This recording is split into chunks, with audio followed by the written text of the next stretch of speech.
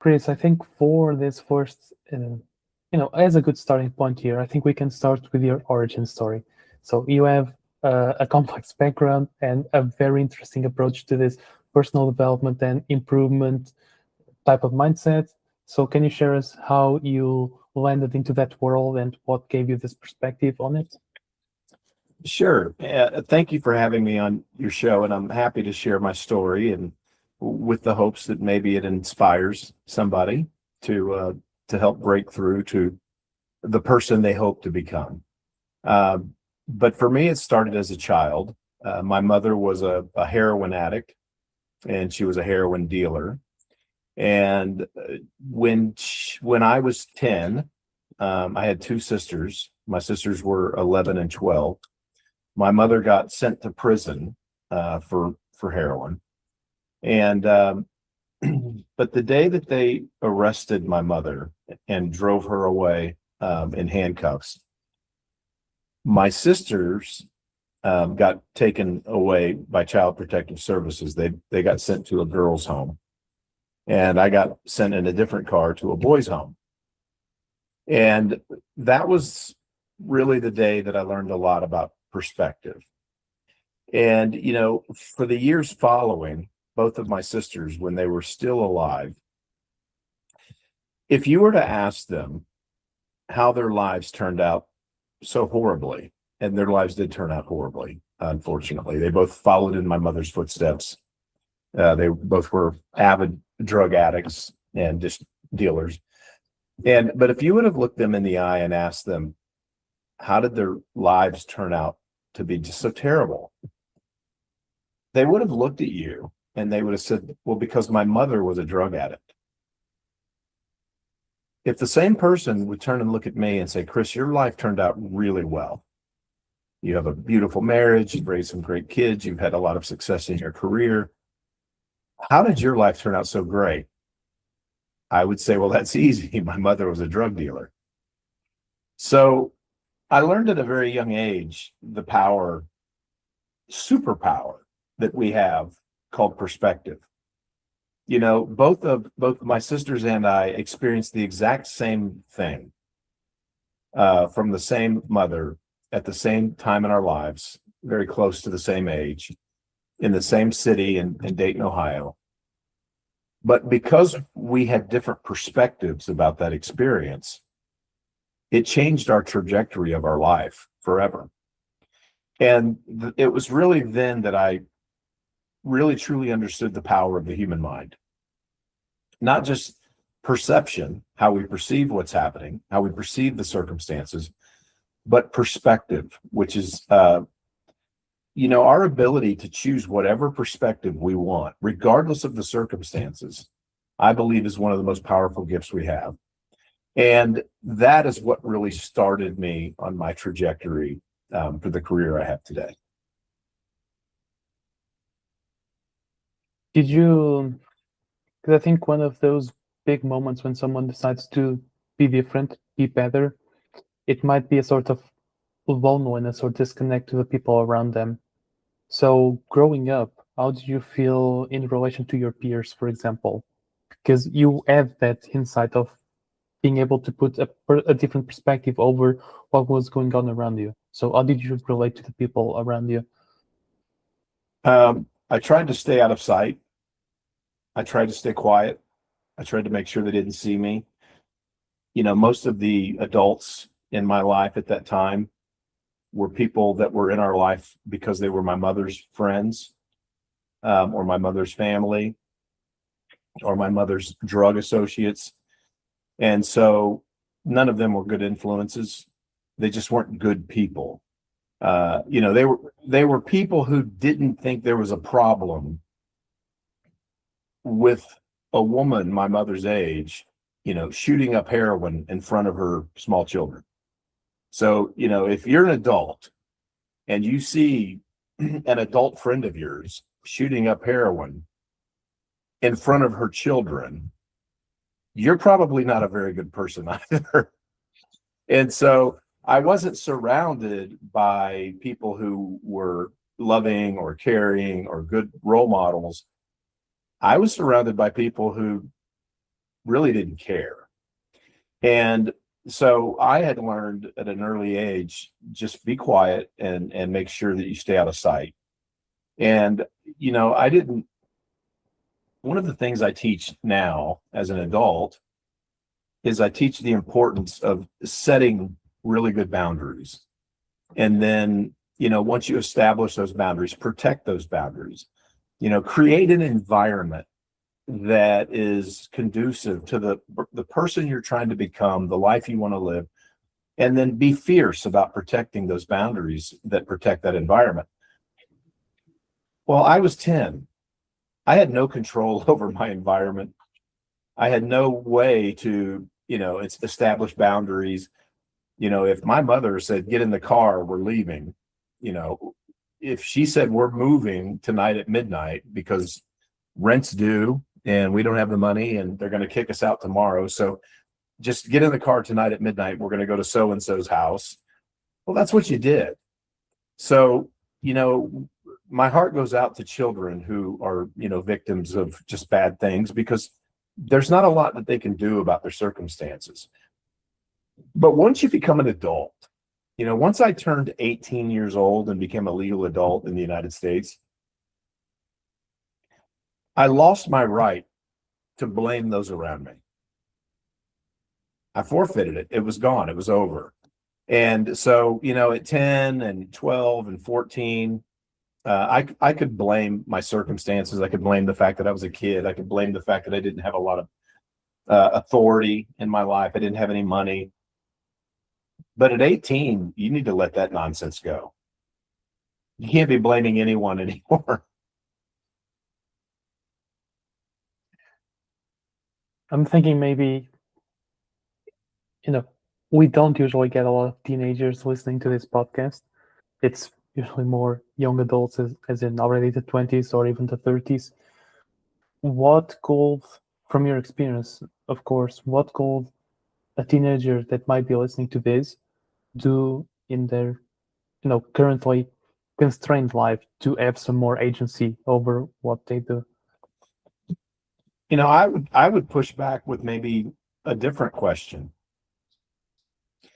because maybe you don't have many teenagers listening to this, but every adult that is listening to this can probably think back to a time to when they were a teenager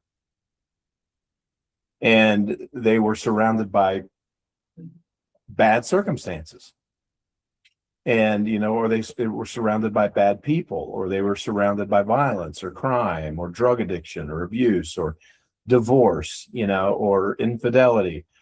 So probably every listener on this program can think back to a time when they were a teenager and they didn't have a lot of money or control or authority or independence. And I would challenge you, that you're an adult now.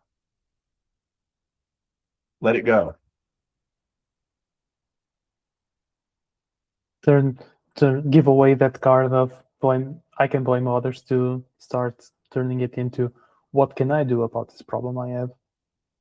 Yeah, I have a rule for my life, and it's a bit extreme, but I live in the extremes. Go for it. I don't live well in the middle. I live in the extremes. But I absolutely refuse to blame anyone for anything. And I also refuse to accept the fact that somebody owes me something. Nobody owes me anything. And wherever I'm at in my life is because of the decisions that I have made, because of the things I have chose to accept, because of the work I chose not to do, because of the forgiveness I failed to forgive or failed to give. So I always take a look at, whatever's going on in my life is on me. It's not on anybody else. And because of that mindset, I just will not blame anyone for anything. Even if somebody clearly was in the wrong. I mean, if I pull out of my neighborhood in my car and somebody runs a red light and they hit me and they destroy my car, and as a result, maybe, I'm even injured. as horrible as a scenario like that might seem, you're still never going to see me or hear me or witness me placing blame on that person. I'm not saying that someone didn't make a terrible mistake, and I'm not saying that it wasn't their fault. But what I am saying is I've come to the place where I realize that blame is not useful. It does not serve me anymore. And if something is not useful, I don't allow it in my life. I'm really loving this so far, and purely out of curiosity, do you have any sort of go-to sentence in your mind where when something goes wrong? Yeah, I have a quote. I have a quote from Alan Watts. He was a philosopher, British philosopher. I think he passed away in the 70s or thereabouts, but he had a quote that's one of my go-to quotes. And he said, "You are under no obligation to remain the same version of yourself you were 10 minutes ago." That's powerful stuff.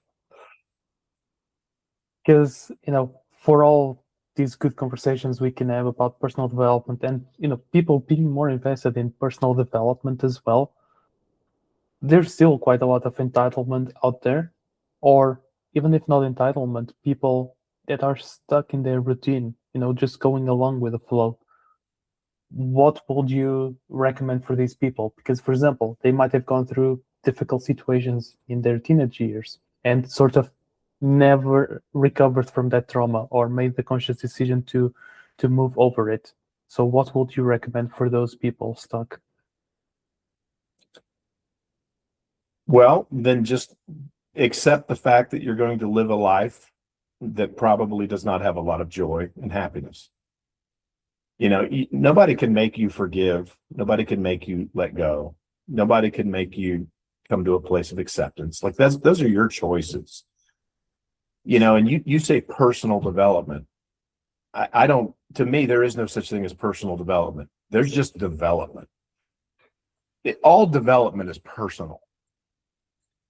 If I go out and I try to improve the life of a young teenager who's in a terrible position, well, in me reaching out and trying to throw down the rope and help that teenager, well, isn't that personally developing myself? Yeah, at the same time, it's you and the teenager. Absolutely. Whether I'm trying to help society, help a stranger, help a loved one, a family member, help one of my own kids, whether I'm trying to help my wife, through a difficult time at work,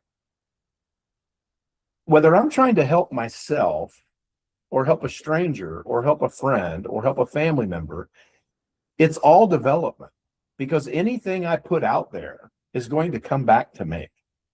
So all development is personal. It's a really fantastic reframing because, personal development is by definition very personal and very egotistical, even because you're thinking of the self. But taking that approach of working in service of others, that working part is actually developing you as you go through it. If I grow me, that's personal development. If I grow you, that's personal development.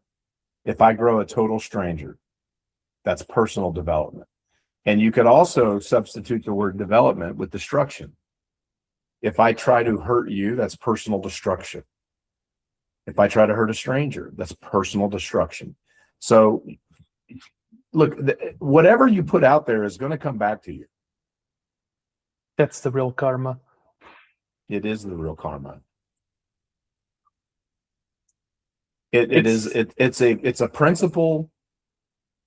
And look, this is a godly principle. I mean, it's like a universal principle. It's like gravity, and it's the principle of sowing and reaping. That's a principle. If you sow a seed, you will reap a harvest. Now, it doesn't really get into, but what kind of seed was it? Was it a weed? Was it a poison? Was it a drug? Was it a fruit or a vegetable or a crop? It's a principle of sowing and reaping, just like the principle of gravity. If I step out of, a third story building off the balcony and I fall, 9.8 meters per second squared is going to pull me down just as fast as it pulls down a couch or a lamp, or it's a principle, and it holds true no matter what we throw off that balcony. And so I would tell people that,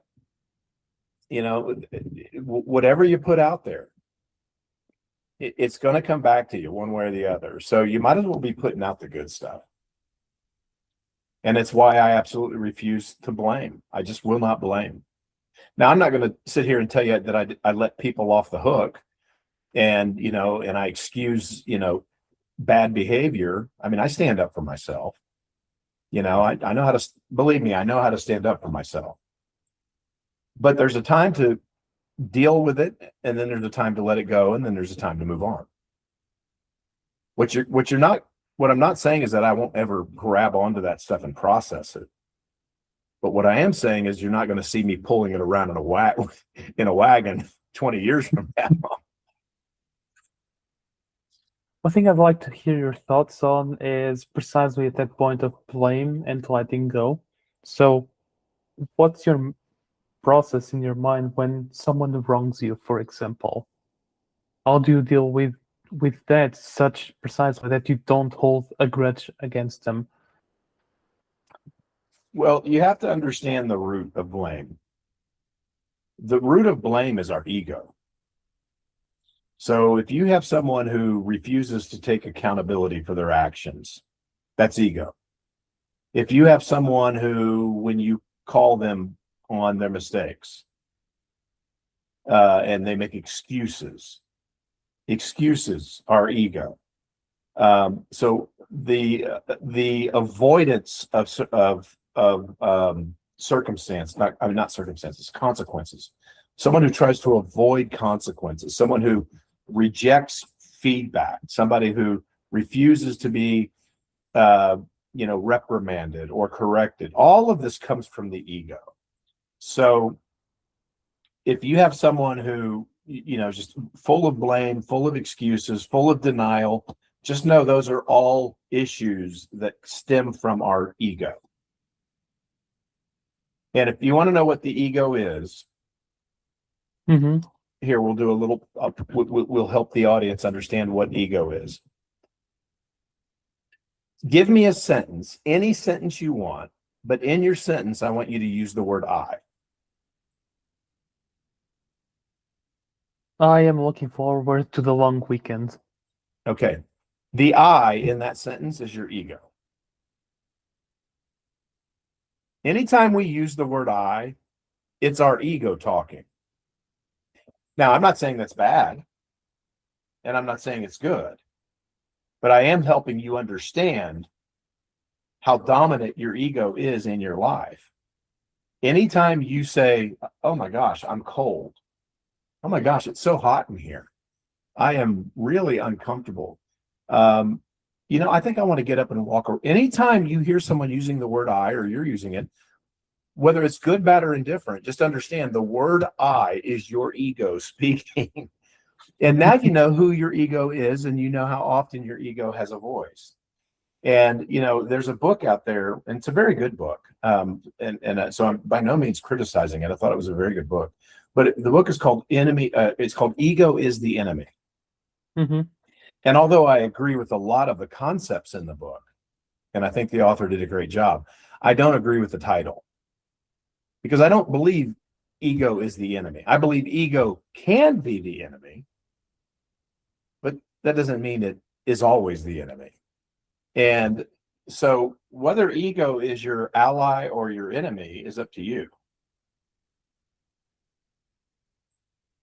This is real interesting because on one hand, you can almost judge how much a person is putting their ego into their way of being by how frequently they use the word I or frame their wording around me. And on the other hand, you're also stating a very important thing, that ego can be the enemy, sure, but can also be your ally. How Well, do it's you like go about fear. making the ego your ally? Well, it's like fear. Fear can be one of our greatest allies, and fear can also be one of our greatest enemies. And so if I'm dealing with fear, I have to immediately determine, is this fear my ally or is this fear my enemy? And the way that I do that, so in other words, is this good fear that is here to serve me and help me, or is this bad fear that's here to hold me back or cause me to fail? And so the first question I ask is the fear that I'm dealing with right now, is it rational or is it irrational? Because irrational fear is always the enemy. Okay. So that's the first question I ask is this fear rational or irrational? And what makes it an irrational fear is if it's something that has a very low likelihood of happening. So if, let's just say you have a fear of flying, okay? Mm-hmm. And so you get on an airplane and you're just holding onto the handles on the sides of the seats, the armrest, and you're just like, oh my gosh, and you're breathing heavily and I can't get off this airplane quick enough. Well, that's an irrational fear if you just go Google the statistics of, you dying in a plane crash. I mean, your chances of dying in a car accident are significantly higher. So the fact that you're scared of or afraid or frightened or fearful of dying in a plane crash, that's an actual irrational fear, just simply because it has a low probability of happening. Okay. But if you're afraid of checking your luggage because the airline might lose your luggage, well, that's actually a rational fear, because statistically, the chances of them losing your luggage or you going weeks or hours or days or whatever, when you get to where you're going and you still don't have your luggage and you're waiting for some van to knock on your hotel room door at 2 a.m. with your luggage, well, that's a legitimate fear. So one thing you have to ask is it an irrational fear or is it rational? And if it has a very low likelihood of happening, well, that's irrational. But there's another thing that makes a fear irrational, which means it's no longer our ally. It's now our enemy. Okay. And that is, you have to look at what the core function of fear is. One, it's to protect us. Okay. Mm-hmm. And either from ourselves or from others or from circumstances. But fear is also designed to motivate us. And there's very few things that motivate us like fear. Fear of loss is a tremendous motivator, and actual data proves that if you look at the two greatest drivers in human motivation, okay, one is our fear of loss, but then our other is our desire for gain. Okay, so out of the two, our fear of loss is significantly more frequent in our life throughout the course of the day than our desire for gain. But so one of the things you have to ask it, like, is this an irrational fear? If my fear is not motivating me to take an action that could possibly change the impact or the outcome that I'm afraid of. So let's say I'm afraid of losing my home. Like I've had a hard time keeping a job. I have money that's owed to me that's not been paid to me. I'm a couple months behind on my rent or my mortgage, and I've gotten multiple phone calls or letters from the bank or the landlord. And if I don't come up with some money quick, I'm going to have to leave my home. Okay. So what action are you taking to help prevent that from happening? What action are you taking to change that outcome? Because if you're afraid of losing your home, but you sit around all day watching Netflix and playing video games, well, that's a worthless fear because it's not serving you, because it's not motivating you to take action to change the outcome. So it's a worthless fear. So one of the things that you have to ask yourself is, what is it that I'm afraid of? What's my fear in the situation? Because fear is almost always present. I mean, it's just always hanging around. Um, but then you have to ask, is this fear rational or is it irrational? And if it's rational, what steps am I taking to change the outcome? And if the answer is it's an irrational fear, and even if it was rational, it wouldn't matter because I'm not doing anything to change the outcome. Well, the problem then is not fear. The problem is you. I think we have a lot to unpack here because right at the definition between irrational and rational fear, both of them seem to have a common denominator, which is lack of information. So, for example, taking up the airplane example, the irrational fear, oh, am I going to die in this airplane? It's lack of information about actually airplanes are safe, statistically speaking. And on the other hand, the losing the luggage is the lack of information of, is this airport good? Are they going to lose my luggage? And at the same time, on the transitioning from irrational to rational fear, I think, and correct me if I'm wrong here, Chris, I think it circles back to that perspective conversation. Because going to lose the house because I don't have a job and I choose to go play games, it's the perspective of, I can't do anything about it. It's a done deal. But actually, if you shift your perspective, you can choose to go look for a job, apply for a new job, do literally anything you can so you don't actually lose the house in the end.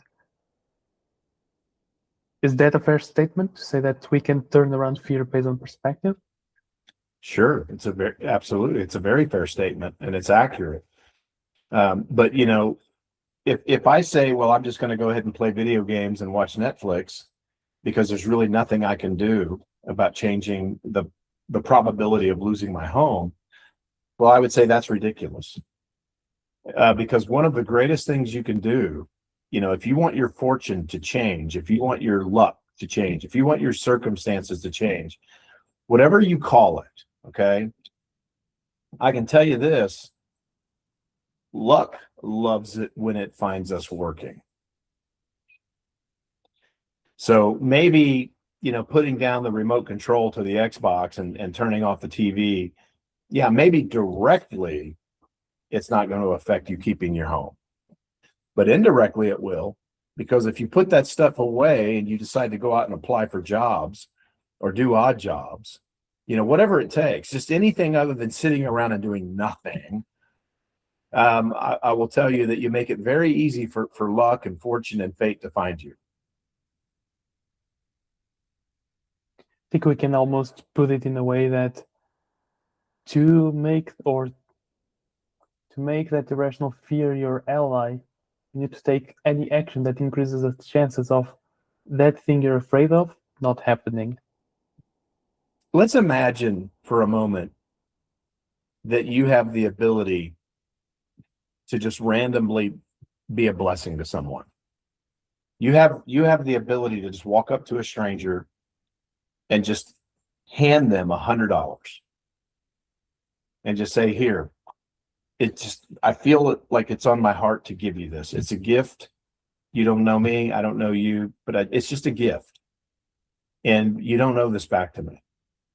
And so you're walking around, in whatever the local city to wherever you live is. And you got this $100 and you're not going back home until you've given this $100 to someone. And you come across two people, one who's outside working hard in the heat in manual labor and just sweat pouring off of them. And your other choice is someone who is taking a nap under a shaded tree. All right. They're in the shade, taking a nap under the tree while everyone around them is working. It's going to be a pretty obvious choice on which of those two you're going to give the $100 to, right? Yep. Well, I think fate is the same. I think luck is the same. I think fortune is the same. If it's out there, if fate and luck and fortune are out there walking up and down the streets looking for someone to bless, someone that they can be useful to, don't let them catch you sleeping under the shade tree. It's a really amazing way to visualize luck. Yeah, I'm just sitting with that for a moment because, yeah, it's really good. Because you sometimes might hear the let's say definition of do it so many times that it becomes unlikely you will fail. And it directly ties to your imagery of you do it so many times so that the one time luck passes by, it sees you working and then hands you the $100 bill. That's very good. And then I would add one more thing to that. Change your definition of failure. By changing your definition of failure, you cannot fail. So for me, the only way I fail is if I let fear cause me to not begin in the first place. If I choose not to take that first step, if I choose not to take that risk because of fear, well, then that's failure. All right. But if I start and I see it to the end, no matter what happens, then I cannot fail. So my definition of failure is I either refuse to start because of my fear, or when I did start, I quit early because it was just too damn hard. That's failure. But if I start and I fall 100 times and I never cross the finish line, but I never quit, it just didn't work out. So from my perspective, I cannot fail. I either will win or I will learn. Those are the only two possible outcomes. So by changing my definition of failure, I now can't fail. I'm really curious to hear your thoughts on knowing when to quit.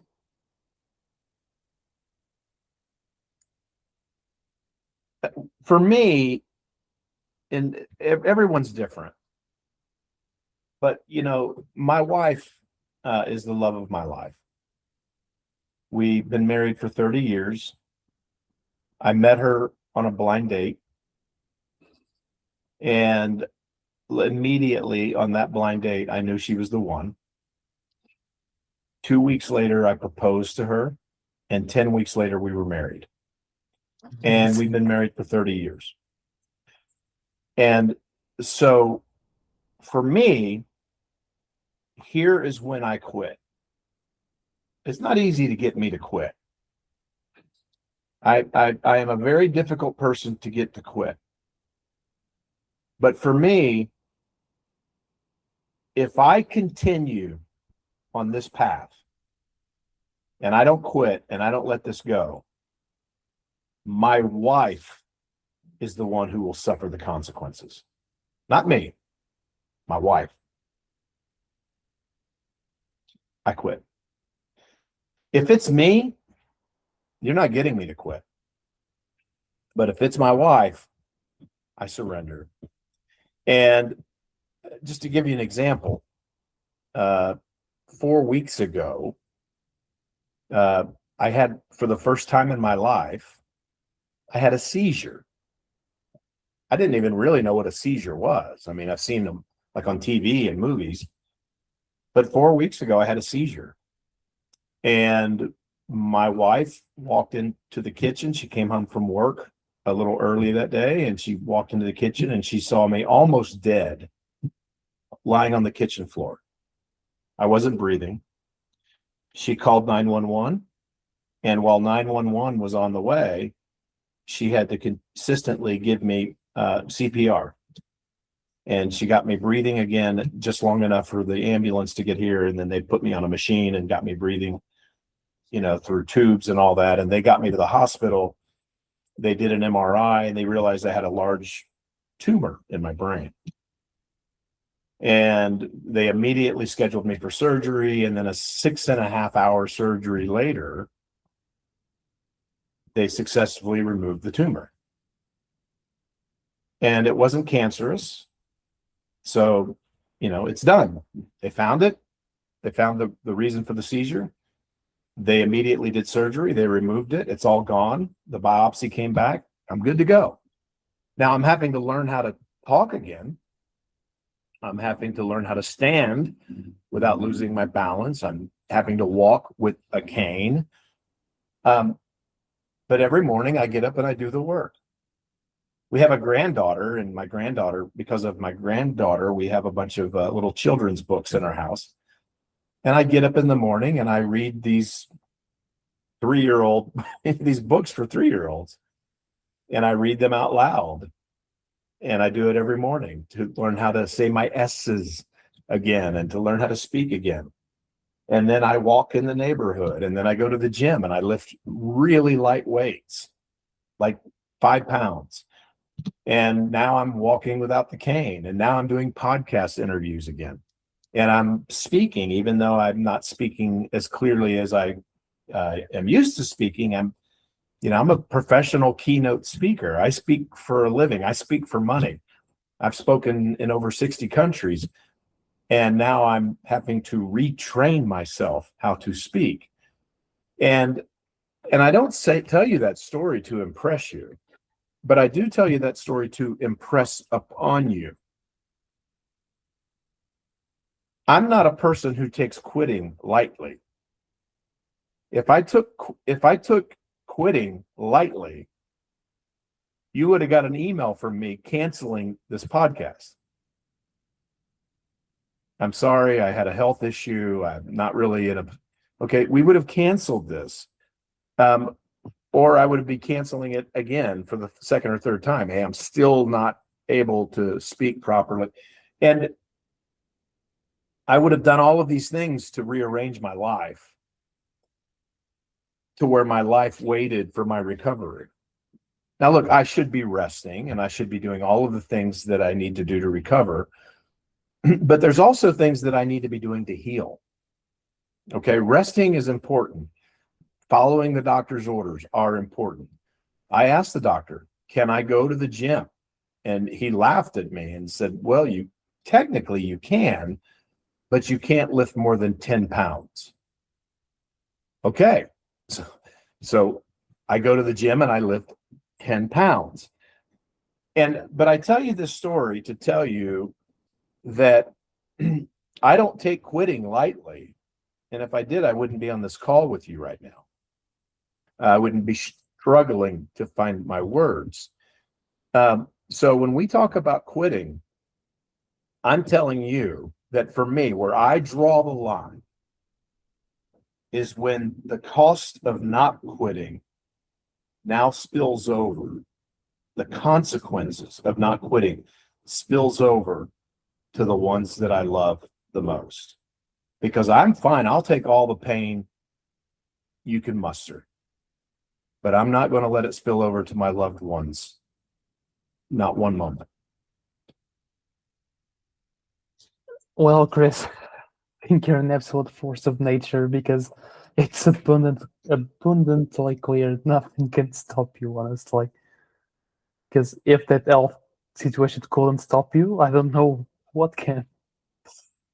And even, we've been speaking for like 40 minutes or something at this point.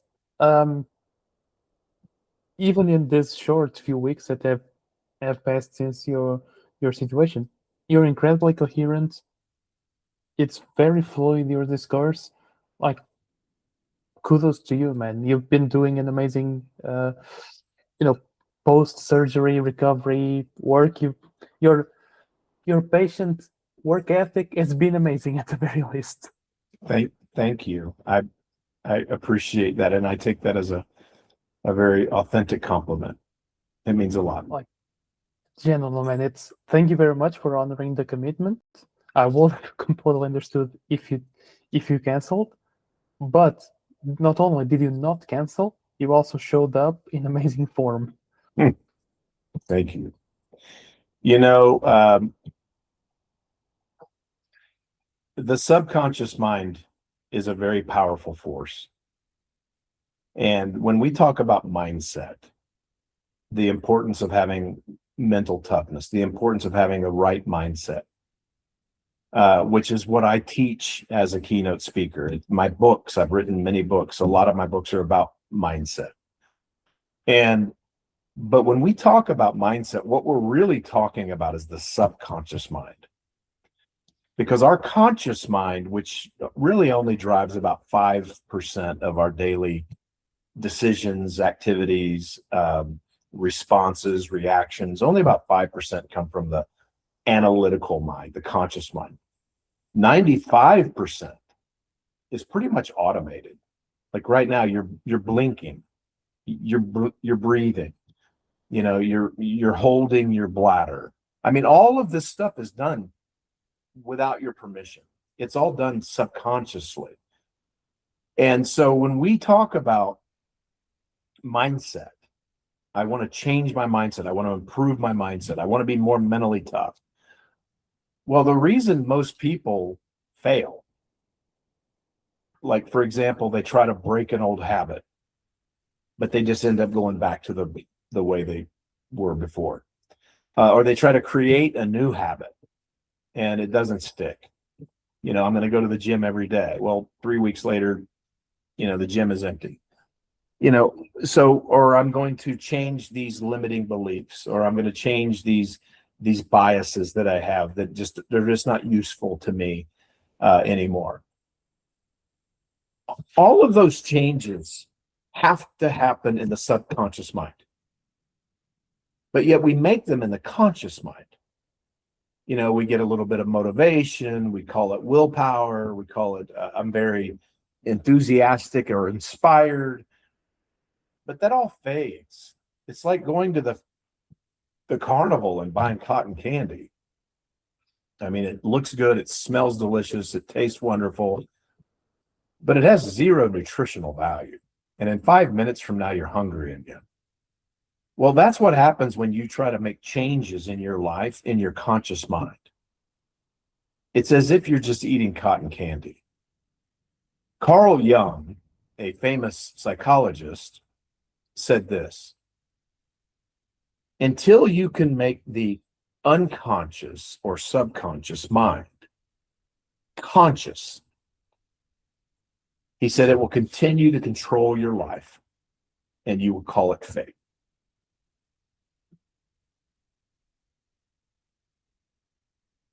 Now that you've mentioned Jung, I'd like to ask, because everything we've discussed so far, correct me if I'm wrong, but it seems like you don't go about life with an agenda. Like, you're very upfront about who you are and how you act towards others. What are your thoughts in terms of that shadow self that sometimes it's discussed with Jung? My shadow self is not a very good person. My shadow self was born in adversity. My shadow self was raised in rejection. And I know my shadow self, and he's not a very good person. I wouldn't hang out with him. He's mean, he's nasty, and he's ugly. He's self-serving, and quite frankly, under the right circumstances, he could be dangerous. But I accept that. I acknowledge that. I'm aware of that. But my shadow self works for me. He answers to me. I'm in control. He's not in control. I've let him be in control a few times in my life, briefly, and it never ends well for anyone. So I have decided that my shadow self is the stallion, and I am the rider, and I am the one that is holding the reins, and if need be, the whip. But I will never be slave or victim to my shadow self. I understand him. I respect him. I'm not going to take him lightly, but he is here to serve me, and I will never serve him. I think if there's something we can take away from this conversation is that if someone in life can do it, you are 100% in control of your mind. Well, if I'm not, then who is? Right. I would like to have that meeting. If I'm not 100% in control of these things, then point me to who is. I need to meet him or her immediately so that I can take my control back.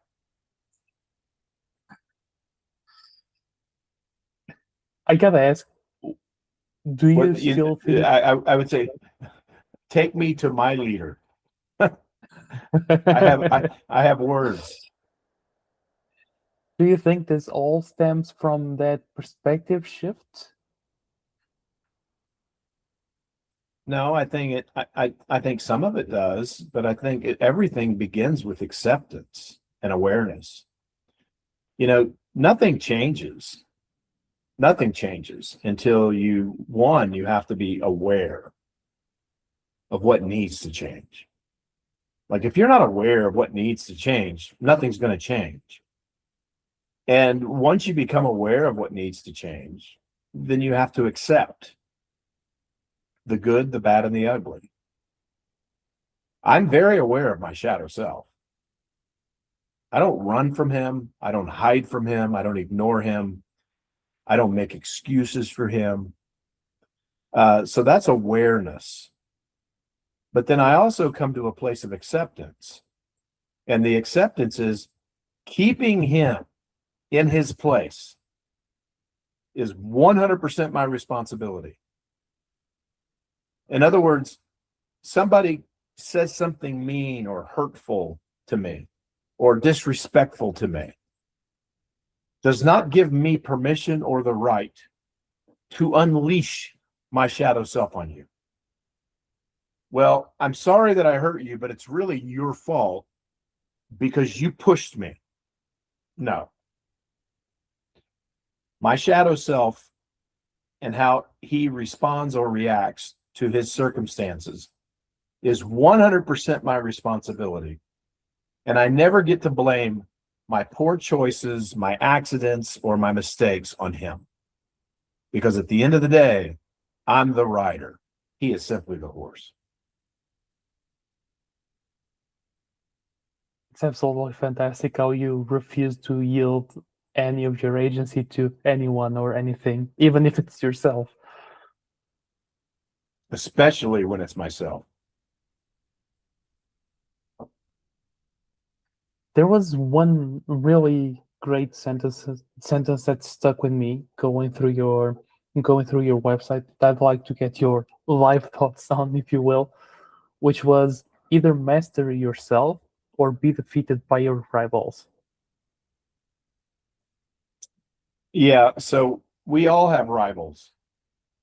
And this is where awareness starts off the conversation of transformation and change. I would encourage anyone to write down what you think your greatest rivals are. Are they fear? Are they doubt? Are they laziness? Are they pride? Are they procrastination? Are they blame? Are they lack of accountability? Are they ego?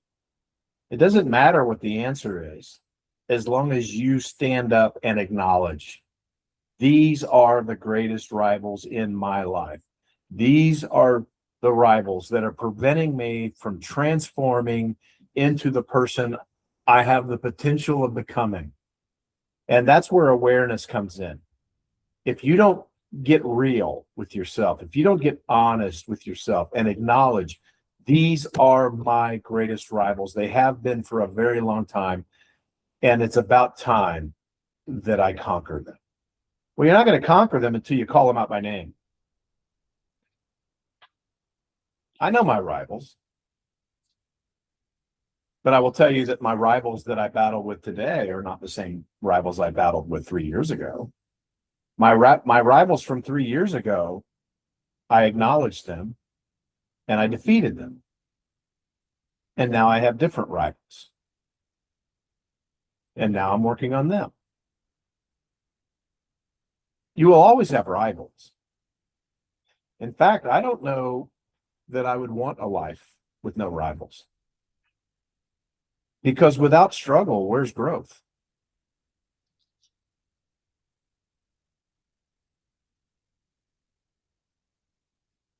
I'd probably go as far as to say that if you don't find rivals, you're not looking hard enough. Yeah, that's true. Or you're not looking at all. Or not looking at all. So, Chris, as we approach the end of the conversation, it's, after this, people will be keenly interested in learning more about you and learning about this mindset and, ultimately how to apply it to themselves. So before we sign off and, provide ways to reach out to you, what would you recommend to be the next step that people take to start taking that control for themselves? Get out a piece of paper, get an ink pen, not a pencil. You want to write this down in ink. And I want you to write down the list of the greatest rivals standing between you and the person you would like to become. Write them down. And then I would ask that you go find someone who knows you really well and show them your list. And say, hey, as someone who cares about me, as someone who has known me for a long time, am I missing any?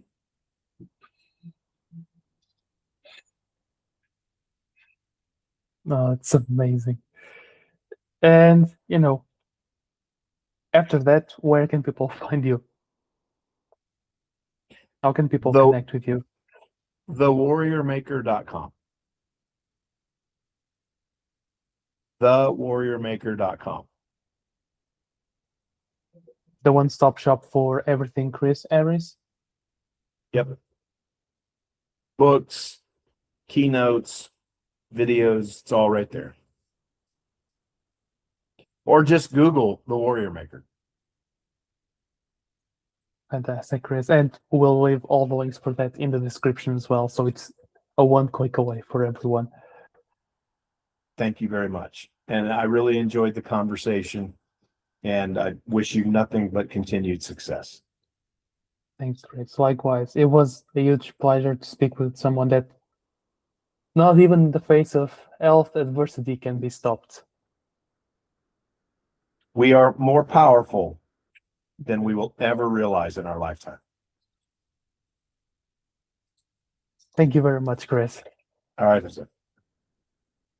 Cheers all.